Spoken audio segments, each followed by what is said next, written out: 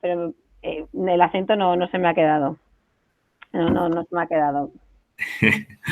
Pues bueno, Hanna, muchas gracias a ti por la disponibilidad, que vamos, que cualquiera en tu situación nos hubiera dicho desde el primer momento que no en una pre-campaña y más como esta, y muchas gracias en nombre de todos y de todas las Juventudes Socialistas de Aragón por estar hoy con nosotros. Nos hace especial ilusión porque este es nuestro primer acto desde que entramos como nueva ejecutiva hace casi un mes, con que eres la primera invitada de esta federación. Y bueno, irónicamente, siempre estamos hablando a nivel federal y demás que criticamos un poco ese madricentrismo y está hablando siempre de Madrid. Irónicamente, nuestro primer acto va a ser con la candidata número 2 del Partido Socialista en Madrid. Pero bueno, al fin y al cabo es una aragonesa que se presenta en Madrid con que nos sentimos como si estuviéramos hablando de casa. Con que muchas gracias. Voy a presentar un poco a Hanna, aunque no haga falta. Pero bueno, Hanna nació aquí en Zaragoza, aunque se crió entre Sabiñánigo y Madrid. Ha sido profesora asociada en la Universidad Carlos III en temas de terrorismo internacional. Fue diputada en la Asamblea de Madrid desde junio de 2019 hasta enero de 2020, cuando entró a ser secretaria de Estado de Migraciones en el Gobierno de España con Pedro Sánchez como presidente, y hoy es la número 2 del Partido Socialista de Madrid, de Ángel Gabilondo, a las elecciones del 4 de mayo. Hay quien la llama la Kamala Harris española, pero vamos, que donde se ponga una socialista de las nuestras y más una socialista aragonesa, pues que se quiten todas las Kamalas Harris. Y bueno, moderará este acto nuestra Natalia Salvo, que para quien no la conozca, pues Natalia es historiadora, es especialista en relaciones de género, es nuestra vicesecretaria de Organización y secretaria de Feminismo. Fue la directora del Instituto Aragonés de la Mujer en el anterior gobierno de Javier Lamán de 2015 a 2019 y actualmente es la directora general de Cooperación al Desarrollo y Migración de la DGA. Con que muchas gracias a todos y a todas por acompañarnos. Muchas gracias, Hanna, y todo vuestro. Yo quería matizar solo una cosita. Mira, yo era profesora asociada de Teoría de Ideologías Políticas, Introduction to Politics, porque daba clases en inglés y castellano en la Carlos III, pero era profesora en el máster de Terrorismo Internacional. ¿Vale? O sea que, y nada, pues mientras compaginé esto cuando era asesora con el delegado del gobierno, luego pasé a ser diputada, secretaria de Estado y ahora vuelvo a ser diputada en casa. Y bueno, pues que eso encantada de estar con vosotros, que me saca una portada del Heraldo que me encantó. Hanna Yalul, más aragonesa que el cachirulo. una gran portada que no olvido. Perdonadme, estoy aquí, preguntadme lo que queráis, que estoy encantada. Vale, bueno, buenas tardes a todas y todos nuevamente. Bienvenida, Hanna, a tu casa, aunque sea de esta forma telemática con la que nos relacionamos en este contexto. Bueno, yo te voy a hacer 3 preguntillas y luego, si te parece, por no monopolizar, damos paso a que sean los compañeros y las compañeras las que te pregunten lo que quieran, porque además sí que algunas personas nos han dicho que tienen interés en hacerte preguntas, o sea que yo simplemente 3 preguntillas para iniciar el acto y vamos ya. Hanna ha sido hasta hace muy poquito la secretaria de Estado de Migraciones del Gobierno de España y Hanna llegó a ser secretaria de Estado en un momento en el que combatir el odio, combatir los discursos de odio se tornaba en una exigencia democrática de primer orden para garantizar la cohesión social y la convivencia social en nuestra sociedad. Estamos viendo, pues, que están avanzando estos discursos y que además en este momento hay partidos políticos que toman como bandera el cercenar derechos a determinados ciudadanos, a determinadas ciudadanas, como una opción para ganar votos. Hoy Vox sacaba un cartel que decía que si ganaban las elecciones los españoles serían los primeros y además lo sacaban con unas imágenes absolutamente falsas de supuestos documentos que acreditaban que las personas migrantes reciben más prestaciones sociales. Esto es falso y además lo sabemos tanto Adrián, que está en el Departamento de Ciudadanía y Derechos Sociales, como yo, porque además se gestionan las políticas sociales y sabemos que no es cierto, pero la realidad es que al final estos discursos están avanzando y un poco la primera pregunta es qué herramientas tenemos o qué papel tenemos que jugar como sociedad para combatirlos y sobre todo cómo podemos hacer que estos mensajes políticos no tengan el impacto que en este momento están teniendo con las consecuencias que bueno, que podemos vivir pronto, porque además la historia más reciente también nos da muestras de ello.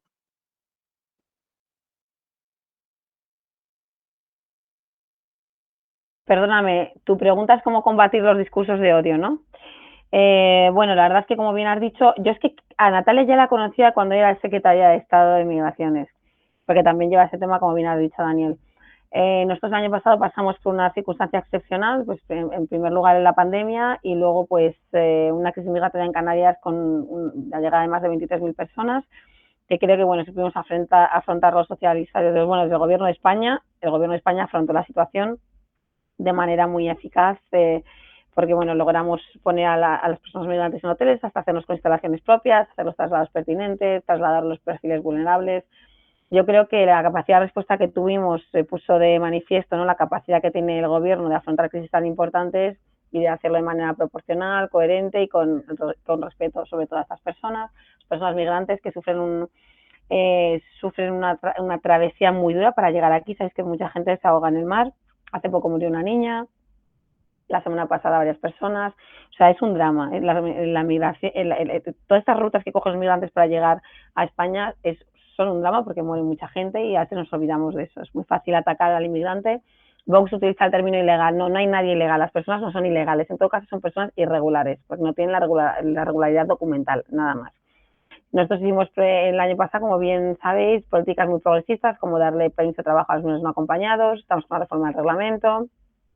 Evitamos que mucha gente cayera en irregularidad sobrevenida, porque hicimos un parón con los procesos administrativos también, sacamos una orden administrativa de renovación documental, etcétera. Muchas medidas muy progresistas, y también con los jóvenes extutelados de 18 a 21 años que trabajaron en las campañas agrícolas, que tenían su residencia, les dimos la residencia renovada 2+2 y pueden trabajar en cualquier sector que no sea la agrícola. Y todo esto hablo en el marco también de migrantes que estaban en situación regular porque no tenían permiso de trabajo. O sea, que eso lo solventamos. Y quiero poner aquí de manifiesto, y es muy importante que todos sepamos, que los migrantes nos sirven para algunas cosas sí y para otras no. O sea, estos migrantes trabajaron como los migrantes, como aquellos médicos y aquellas personas que trabajaron en el campo, etcétera, etcétera, cuando muchos españoles estaban malos en casa. Muchas cuidadoras del hogar son personas migrantes, ¿verdad? Y muchos sanitarios también. Entonces, bueno, hay que tener en cuenta que todas estas personas han estado también apoyándonos cuando nosotros no podíamos ir a trabajar. Hay que poner eso de manifiesto. Y luego hay muchos tipos de migrantes, ¿no? No solo están los irregulares, quiero decir, las migraciones son complejas, no son. Lo que pasa es que, bueno, Vox tiende a simplificar los discursos, es muy fácil decir, estas personas vienen a quitar el trabajo. Nadie quita el trabajo a nadie, entre otras cosas porque esto se suele decir cuando hay crisis económicas, y cuando ahora mismo estamos pasando momentos complicados por la pandemia, en el que también de nuevo el Gobierno de España ha demostrado que no deja a nadie atrás, hay dado ayudas con los ERTEs, a los autónomos, se ha hecho el IMV, como bien sabéis. O sea, que nosotros siempre hemos pensado todas aquellas personas vulnerables que más nos necesitan. Pero en todo caso, combatir los discursos de odio se hace con la realidad, aceptando la diversidad y sobre todo mostrando la realidad de las cosas, porque todos estos discursos, como tú muy bien has dicho antes, no se adecúan a la realidad de los hechos. Por lo tanto, nosotros lo que hacemos es invertir en políticas inclusivas, lo que hay que hacer es que estas personas puedan demostrar, tengan la oportunidad de poder demostrar su capacidad de trabajo, y nosotros creemos que todo el mundo tiene derecho a muchas oportunidades. Y de hecho, yo creo que los migrantes, todos somos migrantes, todos hemos sido migrantes, nuestros abuelos han sido migrantes, ¿verdad? Y bueno, pues es fácil combatir los discursos de odio, se pueden desmontar fácilmente. Los datos nos avalan para desmontarlos. Y eso, pues sobre todo hacer políticas de proximidad, proyectos comunitarios a nivel local, para conocer la vida de los migrantes, eliminar estereotipos, aceptar la diversidad, entender que vamos a una sociedad inevitablemente diversa. Yo soy un ejemplo de ello, ¿no? Yo soy un ejemplo de ello, y como yo, tantísimas personas en España. Muy bien. Vinculándolo un poco también con esto, con el tema de los discursos de odio y de los radicalismos, al final la política es fondo, pero también es forma. Es cierto que quizá la mayor parte de las personas que estamos hoy en esta conferencia no somos de Madrid, no vivimos en Madrid, y yo no sé si todas y todos tenéis la misma percepción que puedo tener yo de que en este momento existe, al menos políticamente, una política absolutamente polarizada en Madrid, absolutamente radicalizada, con unos mensajes por parte de la presidenta, que tampoco sabemos cuánto hay de teatralidad, cuánto hay de realidad, pero que esta misma mañana ponía, por ejemplo, en cuestión incluso cómo se están repartiendo las vacunas por parte de la Unión Europea, que quizá cuestionar la Unión Europea era lo último ya que le faltaba por hacer. Entonces, no sé si esto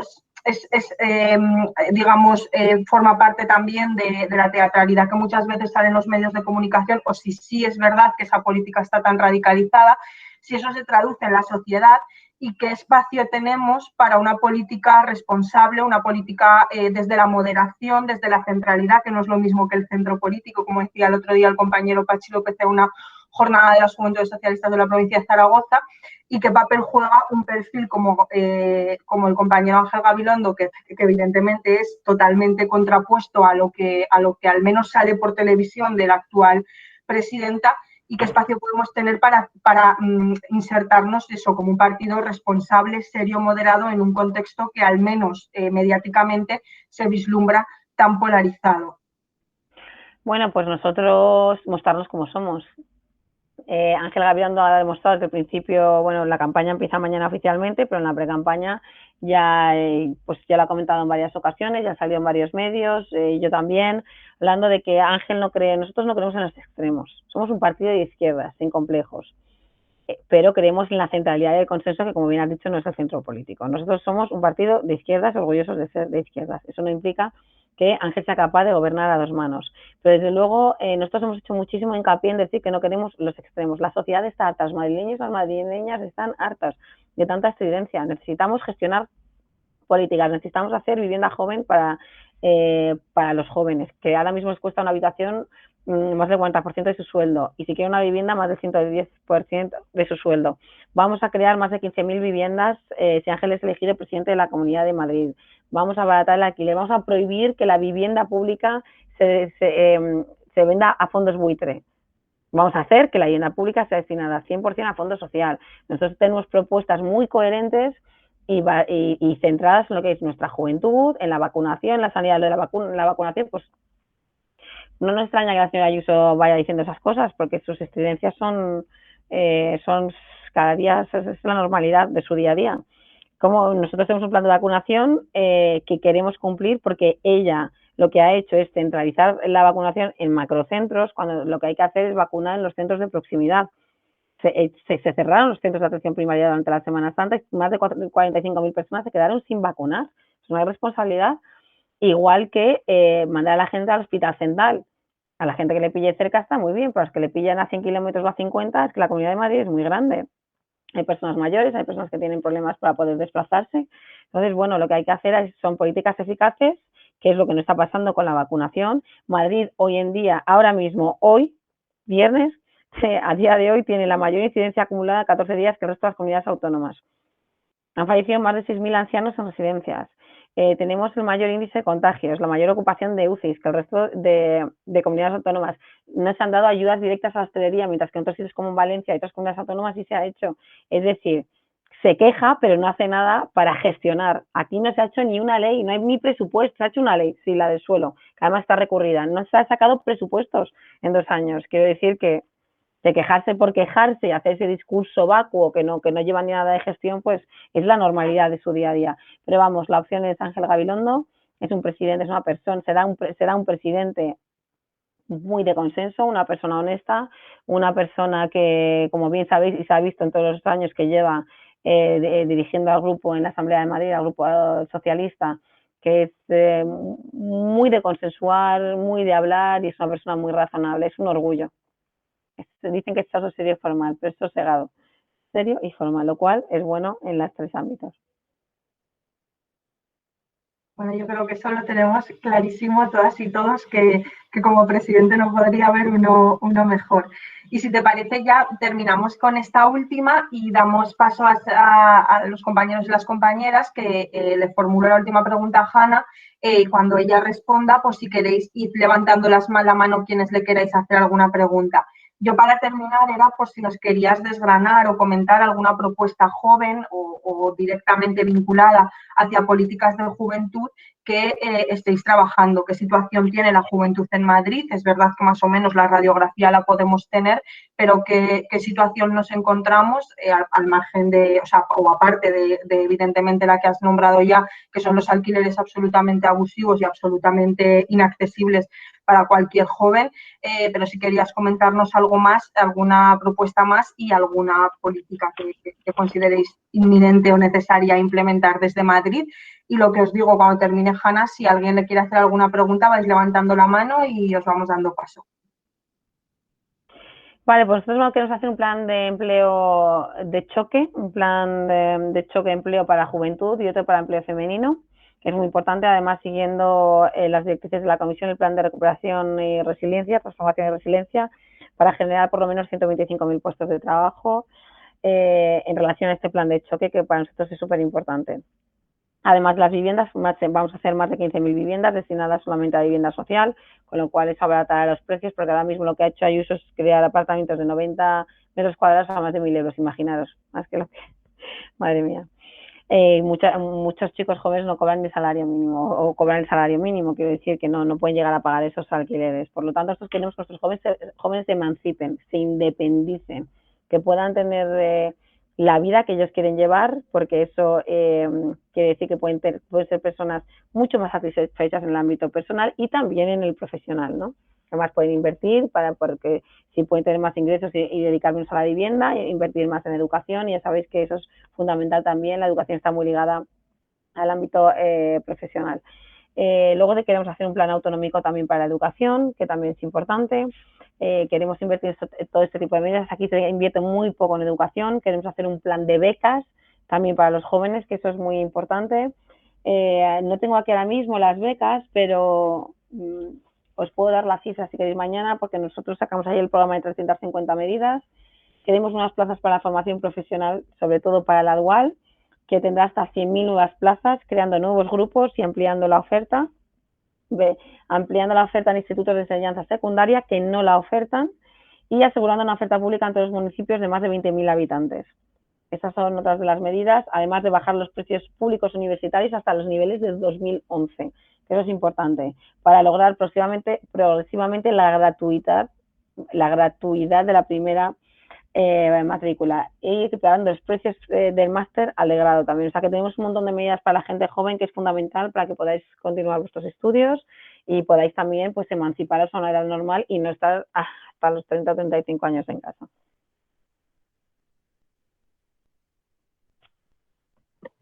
Muy bien, Hanna, pues muchísimas gracias por tu respuesta y como digo, si alguien quiere ir preguntando pero alguna mano levantada, pues vais levantándolas. El primero que tengo es Daniel San Agustín. Hola, Daniel. Hola, Hanna. Gracias por haber asistido a esta charla. La verdad es que es un gusto tenerte aquí. Mi pregunta es en relación al tema fiscal, porque sí que llama un poco la atención que un candidato socialista en una comunidad con los impuestos tan bajos haya dicho que en esta legislatura, no que nunca, sino que en esta legislatura no va a subir los impuestos. Entonces mi pregunta es que cómo se pretenden pagar los aumentos tan necesarios en educación, sanidad y otras áreas más sociales si no se suben los impuestos. Gracias. A ti, Daniel, gracias por tu pregunta. Antes de contestarte, se me había olvidado algo muy importante. Vamos a hacer un abono de transporte joven que sea hasta los 31 años. Para las personas que sigan estudiando, perciban un salario menor del salario mínimo, que el salario mínimo se encuentren en desempleo, ¿vale? Eso también son medidas muy importantes para que los jóvenes podáis seguir estudiando. En relación a tu pregunta, mira, Daniel, nosotros vamos a hacer un gobierno excepcional con medidas excepcionales. Hay dinero en la Comunidad de Madrid.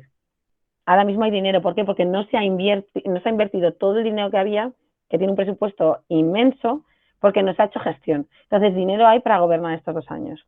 Entonces, lo que vamos a hacer es centrarnos en políticas sociales, que es lo que no se ha hecho, y eliminar las desigualdades sociales. Centrarnos en la vacunación, centrarnos en un plan de recuperación, y centrarnos en protección social. Estas son las 3 medidas principales del programa. Por lo tanto, estos 2 años no consideramos que se van a tocar los impuestos porque además hay dinero. Lo que vamos a hacer es remontar en las 3 medidas importantes que os he comentado y sobre todo gestionando, haciendo políticas de gestión. Es que hay dinero pero no está gestionado. Entonces, nosotros ahora mismo no vamos a tocar la fiscalidad. Y es muy importante porque es que son medidas excepcionales para 2 años excepcionales. Ahora, las 350 medidas que queremos y están en el programa, las vamos a hacer. Muchas gracias, Hanna. A ti, Daniel, a ti. Gracias, Hanna. Levantado. No sé, Hanna, si prefieres que vayamos uno a uno o que hagamos rondas de varias intervenciones y que luego tú hagas un acumulado de respuestas. No, es uno a uno, casi mejor así, porque alguien ya se ha contestado, a lo mejor ya, por no repetir la persona, no pregunta.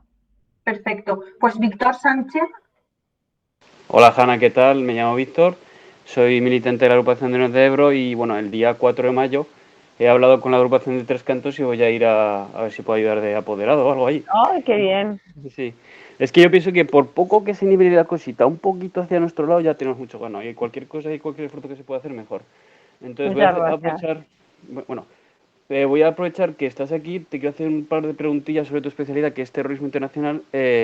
A ver, yo por la composición que tengo en la cabeza, pues pienso que hay países como España que son más soft power, digamos que hacen más cooperación al desarrollo, y otros países que son más hard power, que son los que tiran bombas cuando en realidad habría que hacer otras cosas. Entonces yo dejo ahí que, por ejemplo, Obama fuera elegido Premio Nobel de la Paz cuando estaba haciendo muchas guerras, y bueno, eso me parece un poco contraproducente en ese sentido. Entonces quería que me explicaras un poco. Luego, aparte, respecto a la extrema derecha de Vox, yo pienso que, como dijo Fernando Simón, el que vino a, ¿te acuerdas, Natalia? ¿Es Fernando Simón o es el otro? Es el politólogo Pablo Simón. Pablo Simón dijo que la extrema derecha de Vox era una extrema derecha 1.0, es decir, una extrema derecha tipo como la que había en Francia con Le Pen en los 80.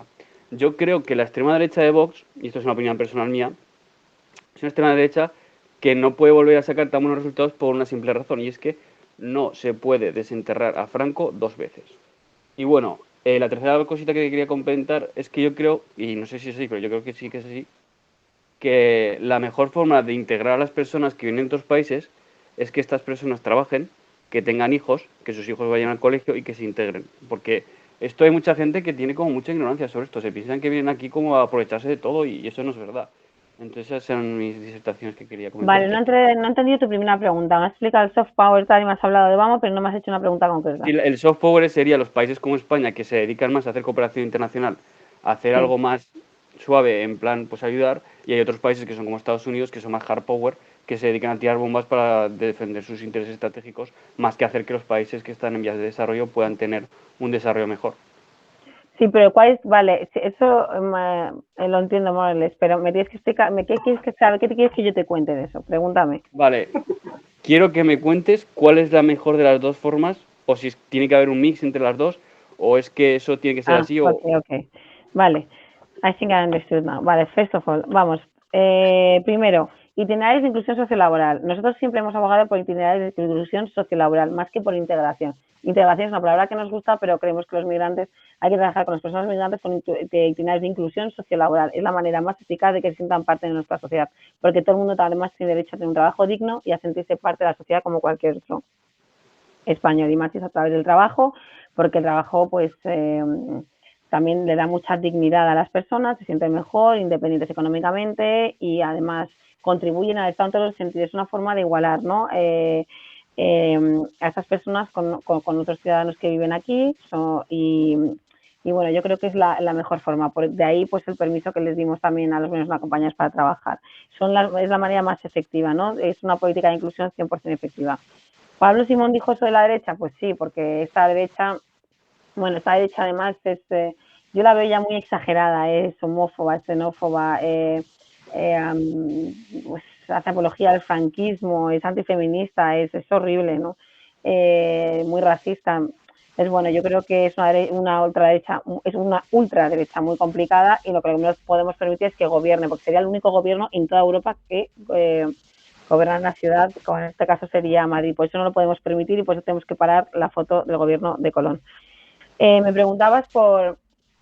yo creo que tenemos que ir a un mundo en el que soltar bombas sea una opción obsoleta. Tiene que existir, para eso existe la política, ¿no? Para llegar a soluciones consensuadas. Las políticas de prevención de la radicalización violenta creo que son políticas efectivas, se trabaja mucho dependiendo del país, dependiendo de las medidas que se desarrollen, pero creo que son medidas que son efectivas, sobre todo a nivel local, si lo que queremos hacer es prevenir el terrorismo, que es con lo que primero has iniciado, ¿no? O aquellas personas que pudieran inclinarse hacia la violencia de corte yihadista. Creo que tenemos que plantearnos muchas cosas como sociedad. Creo que las políticas inclusivas favorecen mucho el hecho de evitar que estas cosas puedan pasar, sobre todo explicar, romper estereotipos, trabajar mucho en las escuelas, en educación, con proyectos a nivel local.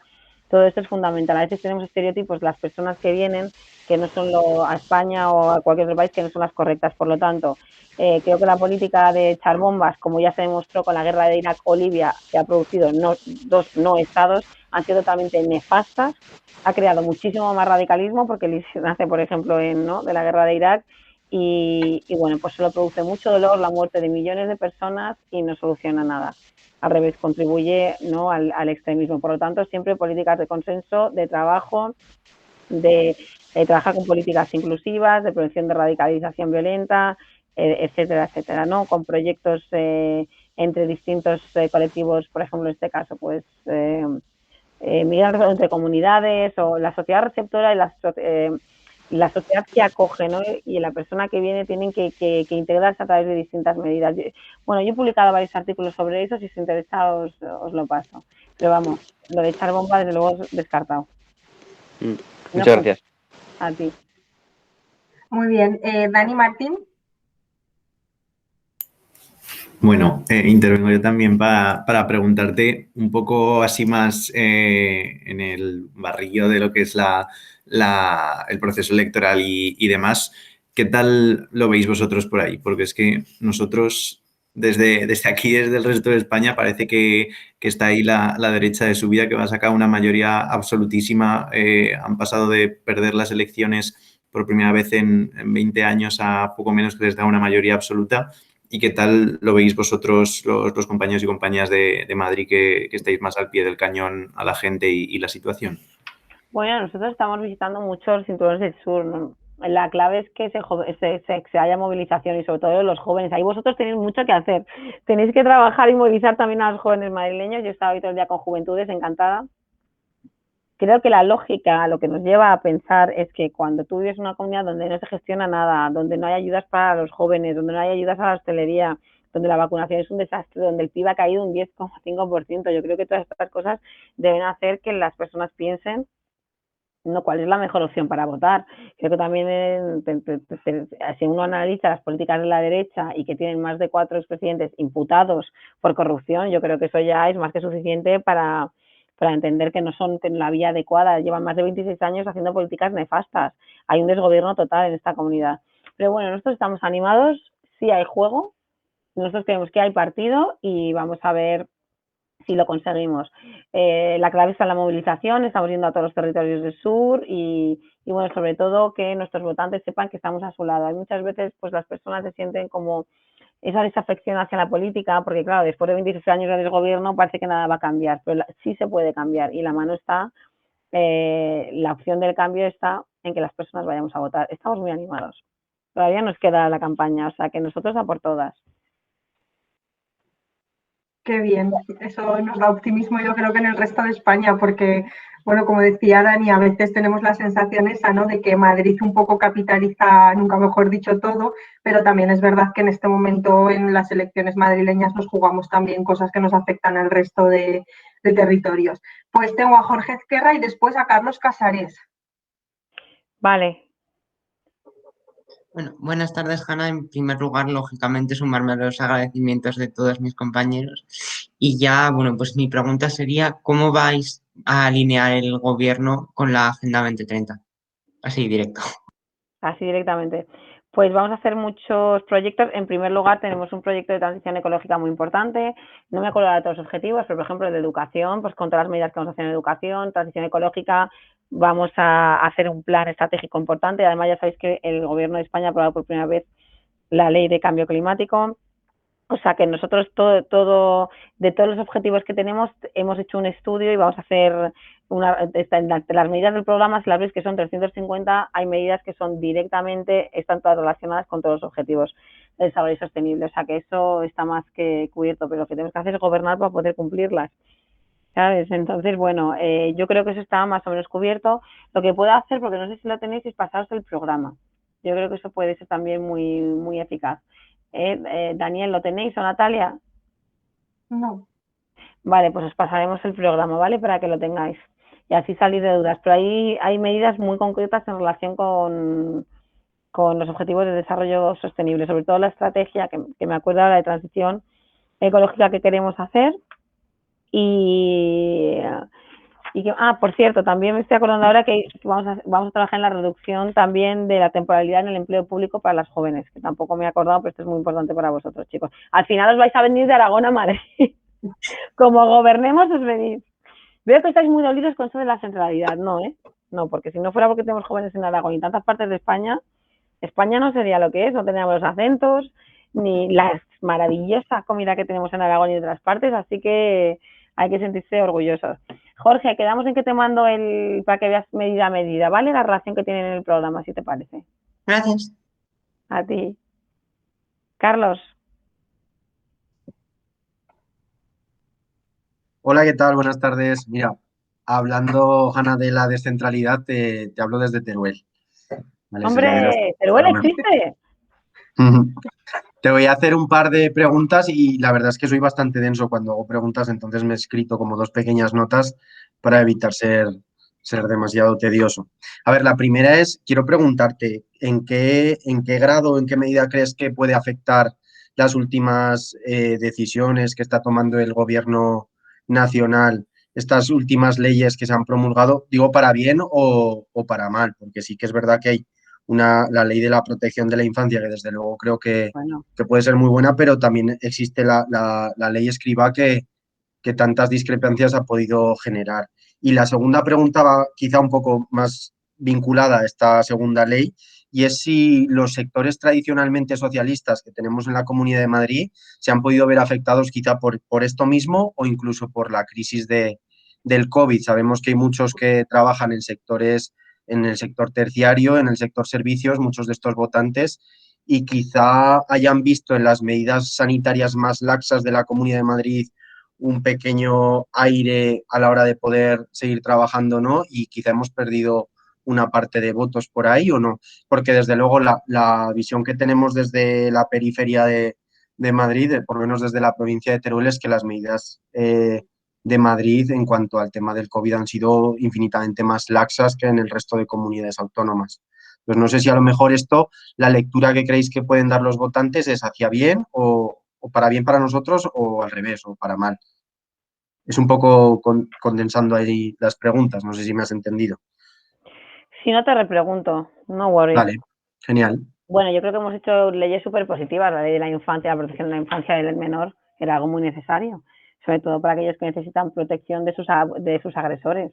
Creo que eso es algo importantísimo. La ley del cambio climático, fundamental. Vamos a reducir un montón las emisiones, se va a acabar con los, ¿cómo se llaman? Los carbon, no me acuerdo ahora, pero vamos a acabar con, ¿cómo se llaman? No sé a qué te refieres, Hanna, perdona. No te preocupes, la ley de cambio climático, los fossil fuels, es que no sé cómo se dice en castellano, perdonadme, se va a acabar con... Los fósiles. Sí, no, pero... Recursos fósiles. Sí, como... Sí, vale, ok. Vale.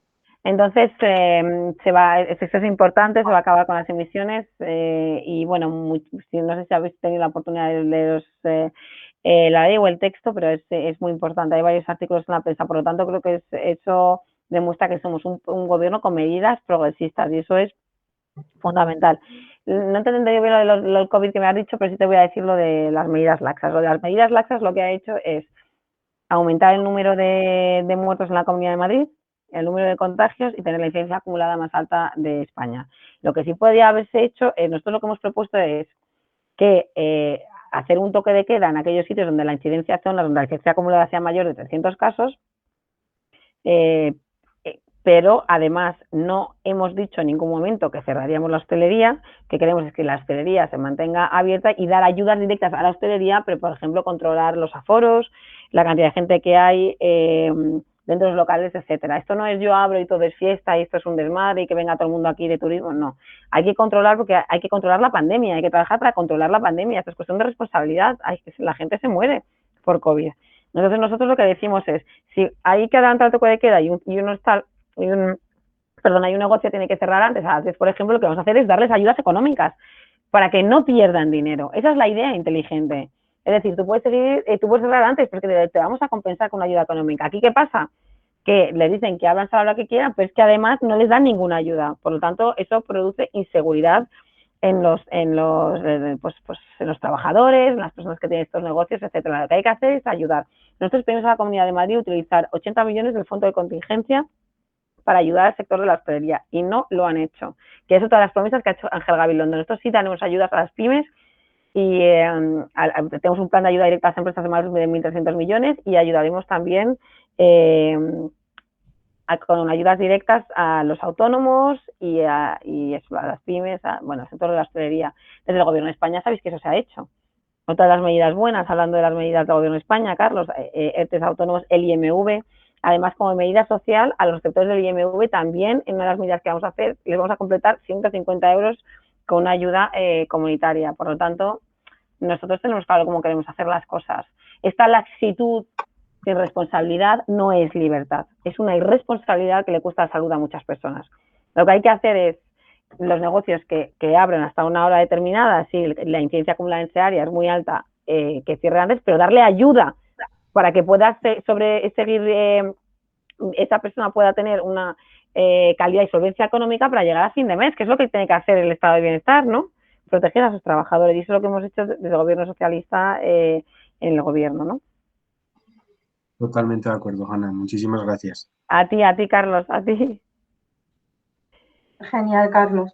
Pues ahora tengo a Radu y a Pablo Meroño. Muy buenas compañeras y compañeras, muy buenas, Hanna. Hola. Desde Canarias. ¡Hombre, Canarias! Viví en Zaragoza un tiempo y bueno, un placer coincidir una vez más con todos los compañeros y compañeras. Y te hago llegar estas preguntas que también me han hecho llegar a mí. Como bien sabes, en Canarias la crisis de inmigración está latente. Y bueno, partiendo desde esas líneas, te hago estas preguntas. En este caso, ¿por qué hay diferencias entre los inmigrantes entre Marruecos y Senegal? Marcándonos en el tema de la inmigración, si cuando uno viene a Canarias en este caso, tiene que asegurarse, aparte de tener un techo, una comida, agua, también el poder realizar con libertad el credo religioso. Segunda pregunta, ¿qué protocolos se siguen para identificar y asegurar al inmigrante un bienestar o un futuro mejor en España? Es decir, si hay alguna criba que haga que algunos inmigrantes se deporten o no. Y la última, aparte de si se recibe en España algún beneficio por acoger inmigrantes. Y con esto, la última y la más complicada, creo que bastante a la hora de responder, es por qué existen los CIES y no se cierran los CIES. Vale, vamos a hacer una cosa. Me has hecho tantas preguntas que no he podido cogerlas todas. Hazme una primera, te contesto y luego seguimos. Radu. Vale. ¿Qué protocolos se siguen para identificar y asegurar a que un inmigrante reciba un bienestar en España y si hay alguna criba para que algunos no se deporten? Vale, vamos a ver. Nosotros, cuando llega un inmigrante irregular a España, primero tenemos que ver el criterio de vulnerabilidad. Si son personas enfermas o embarazadas o con una enfermedad o que huyen de un país, ¿sabes?, al que no pueden volver, etcétera. Todos estos inmigrantes que llegan entran todos directamente en nuestra red de acogida, excepto algunos que, como me has comentado, entran en CIES, centros de internamiento de inmigrantes, y son algunos deportados dependiendo de si hay convenio de retorno con su país. Estas personas son retornadas al país de origen. Si hay, por ejemplo, pues hay convenio con Senegal, hay convenio con Marruecos, con Argelia, pues son retornadas. Ha habido excepciones importantes, bueno, casi en un año o menos no se ha podido retornar personas porque las fronteras en África estaban cerradas. Pero a partir de diciembre empezó a retornar algunas personas con las que hay convenio de retorno a personas desde Canarias. Todas estas personas que no solo entran en un CIE, entran directamente en nuestro sistema de acogida, ¿vale? El sistema de acogida del Estado español, donde todos los centros son de entrada y salida libre. Las personas entran y salen libremente y todas reciben pues atención y son cuidadas y son atendidas, es la palabra propiamente dicha, mientras se soluciona su solicitud de protección internacional, si es que solicita protección internacional. Hay centros para migrantes en condiciones de irregularidad que no solicitan la protección internacional y hay centros para migrantes que sí que piden la protección internacional. Es una competencia compartida entre el Ministerio de Migraciones y el Ministerio de Inclusión. El Ministerio de Inclusión tiene los centros de acogida, y mientras los migrantes están en los centros de acogida, esperan que el Ministerio del Interior resuelva el expediente para decir si les da asilo o no. Y mientras ese tiempo pasa hasta que el Ministerio del Interior les resuelve el expediente, están siempre en el centro de acogida y a los 5 meses o a los 6 ya tienen la tarjeta de residencia roja para poder trabajar. A menos de que luego les digan que les dan el asilo, entonces ya, depende del caso, incurrirían en irregularidad sobrevenida. Segunda pregunta. ¿Es verdad que se dan beneficios a España porque se acojan inmigrantes? No lo entiendo bien. Nosotros tenemos los presupuestos generales del Estado, los presupuestos, vale, ya. Nosotros tenemos presupuestos, en la Secretaría de Estado de Migraciones tiene, y el Ministerio de Inclusión tiene sus presupuestos para el sistema de acogida, como todos los países de la Unión Europea. La red de acogida para migrantes existe en todos los países de la Unión Europea. Y luego existen lo que se llaman los fondos FAMI y los fondos FEDER. Por ejemplo, los fondos FAMI son fondos que se asignan a cada país también pues para políticas de inclusión, para políticas de atención a migrantes, etcétera. Están los fondos de emergencia, por ejemplo, los EMAS, que se han utilizado también para Canarias. Es la primera vez que se dan fondos de emergencia a Canarias por valor de 42 millones, o sea que existen fondos europeos, pero también para otros países. Pasa que los más afectados son la ribera sur de la Unión Europea, los países que somos frontera, o países de primera entrada. Y por último, ¿por qué no se cierran los CIE? Porque... Los CIE, bueno, yo es que era secretaria de Estado de Migraciones, no era mi competencia. Yo tenía los centros en los que la gente entraba y salía. Eso es competencia del Ministerio del Interior. Los CIE permanecen abiertos para internar a aquellas personas que son prestas a retorno con el país que hay convenio de retorno. En todo caso, es una competencia del Ministerio del Interior. Muchísimas gracias. A ti. Muchas gracias, Hanna. Pues si te parece, por no prolongarnos muchos más, cerraríamos con la pregunta de Pablo Meroño y ya te dejaríamos también, que nos imaginamos que además vas agotada. Así que, Pablo, si quieres, concluimos con tu pregunta. Hola, Pablo. Muy buenas. Bueno, yo te hablo desde la región de Murcia. Somos los culpables de que estén en las elecciones ahora mismo. Ay. El transfugismo en estado puro. Con nosotros empezó todo. Bueno, pues lo siento mucho que estéis así, pero nosotros queríamos un cambio porque nosotros la situación que tenemos es peor que Madrid. La verdad, tenemos un gobierno de 26 años del Partido Popular y las encuestas ahora mismo dan a Vox que casi empataría o casi rozaría al Partido Popular, a muy diferencia que en lo que ocurre en Madrid, que están más alejados. Aquí casi que es al contrario. Entonces, bueno, yo tenía 3 preguntas. Una fácil, que es un poco la visión que tenías un poco en la región de Murcia, de la situación política que tenemos y de ese sorpaso que puede haber de Vox al PP y cómo puede influir eso a nivel también de Madrid, a lo mejor, que creemos que aunque parezca mentira, creemos que no. Y bueno, nosotros sí que es verdad que nosotros, el gobierno de Colón ha entrado directamente, solo que en la región de Murcia ha entrado por caja, ha pasado primero por caja y luego ya ha entrado el gobierno. O sea, se han repartido primero los cargos y ya ni siquiera han pasado por las elecciones. Entonces, esa es una. Luego la otra que me gustaría saber es, pues bueno, creo que la han preguntado un poco antes, pero sí que me gustaría un poco matizar porque es verdad que la situación en la región de Murcia es bastante complicada y al ser una comunidad más pequeña, ser del Partido Socialista es casi, vamos, diría como de la Primera Guerra, o sea, eres señalado totalmente y al final como no hay tantos habitantes, es muy fácil pues, que todo el mundo se conozca y bueno, es un poco, aquí está la cosa, hay bastante crispación y en Madrid a lo mejor hay a haber más gente y un poco más de libertad. Y entonces saber un poco, pues eso, ¿cuál crees que es el secreto para que Vox en este caso suba tanto y que su mensaje sea tan aceptado en la sociedad y que sea tan compartido. Y la tercera que te quería preguntar, que va sobre inmigración también, es que, bueno, la región de Murcia la vivimos sobre todo por las grandes empresas de agroindustria y de agroalimentación, que son las que más o menos manejan el cotarro, y viven totalmente de lo que es los inmigrantes irregulares y en contratación en B.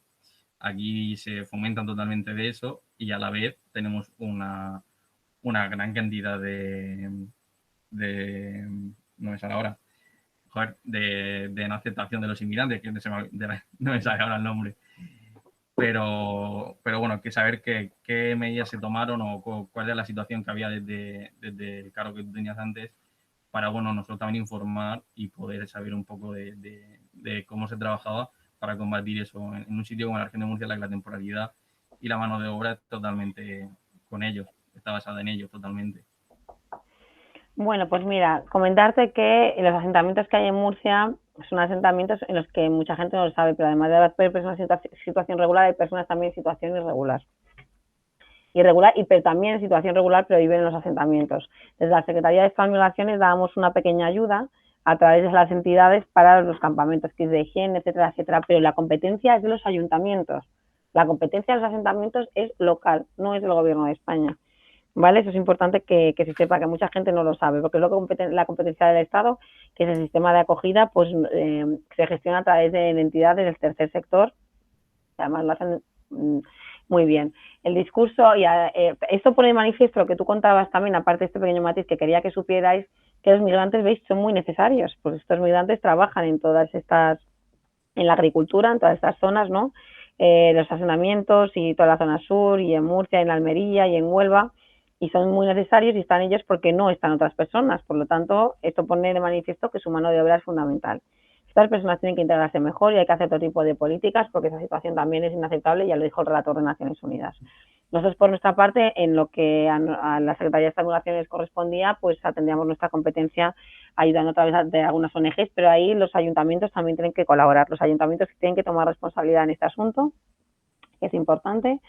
Y bueno, pues de manifiesto también el trabajo de las personas migrantes. Y bueno, ¿qué te puedo decir de Murcia? Pues que hay un pacto antitransfugismo que se ha saltado el PP a la torera y no les ha costado ni un voto, ¿sabes? O sea, no les ha costado que prosperara. Es decir, otra vez, o por lo menos se volvió a hablar de una moción de censura en Murcia. O sea, es una vergüenza que esto no tenga coste para el Partido Popular. Es una vergüenza, hay un pacto de antitransfugismo y bueno, esto demuestra la antipolítica y la indecencia en política. Es que no puedo decirte otra cosa, porque es que no te extrañe luego que a veces pues haya cierta desafección hacia los políticos. No, hay que hacer política decente, hay que hacer política en la que las personas, los ciudadanos se sientan identificados con sus políticos, y esto es la antipolítica. La política tiene que ser de consenso, de sentido común y sobre todo de legalidad, pero habéis visto que también ayer el Tribunal Constitucional dijo que Toni Cantó tampoco puede estar en las listas del PP. Es que no les importa. Sí, el Tribunal Constitucional ha avalado lo que decía el Partido Socialista. Entonces, bueno, pues con ese background, como podrás comprender, que esperemos que en Murcia las cosas cambien y pues se pueda acabar con el gobierno del PP lo antes posible. Respecto a los discursos de Vox, pues son discursos que han entrado en un momento también muy fuerte de pandemia, de inseguridad económica, y entonces, claro, también el contexto político-social económico de un país influye, pero yo creo que el Gobierno de España lo está haciendo muy bien. Sabéis que también a mí me insultaron por mi nombre y por mis apellidos, pero muchas personas respondieron y me apoyaron, lo cual demuestra que en España son muchísimas más las personas que luchan contra los discursos de odio que aquellas que las apoyan. Por lo tanto, nosotros adelante, y siempre queriendo que podamos hacer un mundo mejor. Depende de eso y de vosotros, que sois las nuevas generaciones. Vosotros sois el presente y el futuro. Vosotros sois los que vais a llevar país.